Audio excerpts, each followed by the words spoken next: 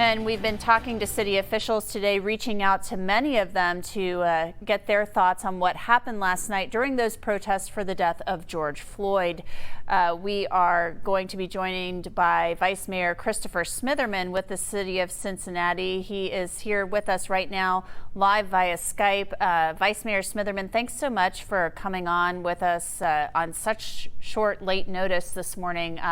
What can you tell us about what happened last night? From everything we know, this was peaceful, and then things started happening at the Justice Center, and then some businesses were damaged. So what's the very latest on this? So as around 11 o'clock, first of all, let me thank our Cincinnati Police Department for the great work, our state police and our sheriffs for the work that they did last night. We had a very tough time in the city of Cincinnati. Right around 11 o'clock, I agree with you that the peaceful demonstrations were perfect and people were exercising their right to assemble and to protest. At around 11, things changed, and we had youth that moved from District 1 into the area around the casino. Our command staff were doing a great job of containing it, and then the young people started looting stores, breaking windows, and clearly that flashpoint was over at the Justice Center when a glass was broken, one of the windows was broken, and citizens tried to take down the American flag. First of all, what I want to be clear that what happened in Minneapolis was horrible, and that we in Cincinnati, we encourage people to engage in their right to assemble and to protest. But when you turn to looting our stores, to throwing projectiles at our great men and women in law enforcement, things change. And all of us, every person who is a public official and every citizen that I've spoken to has been outspoken about what happened in Minneapolis. But we are also unified about protests where people are breaking into stores, looting stores, and throwing projectiles at our law enforcement. We will not tolerate it. You will be sure to hear from our great Mayor John Cranley, our city manager, our chief of police, our sheriff. These are all people that I've spoken to this morning already.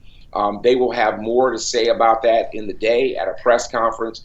But I hate to cut you off right there, but do you know about how many people? We know at least one person was arrested last night. Do you know if there were more people arrested for this?